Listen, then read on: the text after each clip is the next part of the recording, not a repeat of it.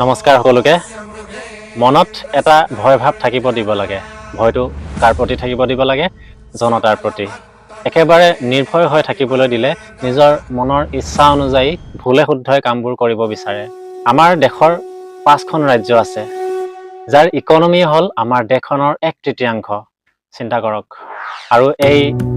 ৰাজ্যকেইখন হল ক্ৰমান্বয়ে তামিলনাডু তেলেংগানা কৰ্ণাটকা কেৰালা আৰু অন্ধ্ৰ প্ৰদেশ ভাৰত স্বাধীন হোৱাৰ আগত কিন্তু ভাৰতৰ প্ৰায়বোৰ ৰাজ্যৰে ইকনমি প্ৰায় সমানে আছিল কিন্তু এই 5খন ৰাজ্য কেনেকৈ ইমান আগবাঢ়িল ভাৰতৰ অন্য ৰাজ্যবোৰত যেনেকৈ ভিন্ন ভিন্ন আঞ্চলিক দল আছে ৰাজনৈতিক দল আছে এই 5খন ৰাজ্যতো ভিন্ন ভিন্ন ৰাজনৈতিক দল আছে আমাৰ ইয়াত যেনেকৈ জাতীয়তাবাদ আছে সেই ৰাজ্যকেইখনতো জাতীয়তাবাদ আছে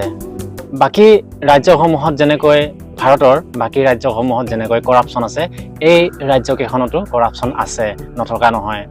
আৰু তেওঁলোকেও ভাৰতৰ সংবিধানে ফলো কৰে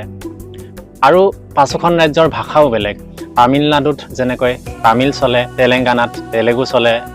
কৰ্ণাটকাত কানাড়া চলে কেৰালাত মালয়ালম চলে আৰু অন্ধ্ৰ প্ৰদেশত মিক্স চলে হিন্দী উৰ্দু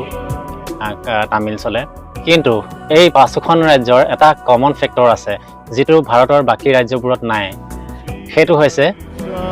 এই 5খন ৰাজ্যৰে যিকোনো দল হওক মন্ত্ৰী হওক বিধায়ক হওক ৰাজনৈতিক নেতা হওক মুখ্যমন্ত্ৰী পদত 10 বছৰতকৈ বেছি সময় মন্ত্ৰী পদত থকা নাই জনতাই থাকিবলৈ নিদিয়ে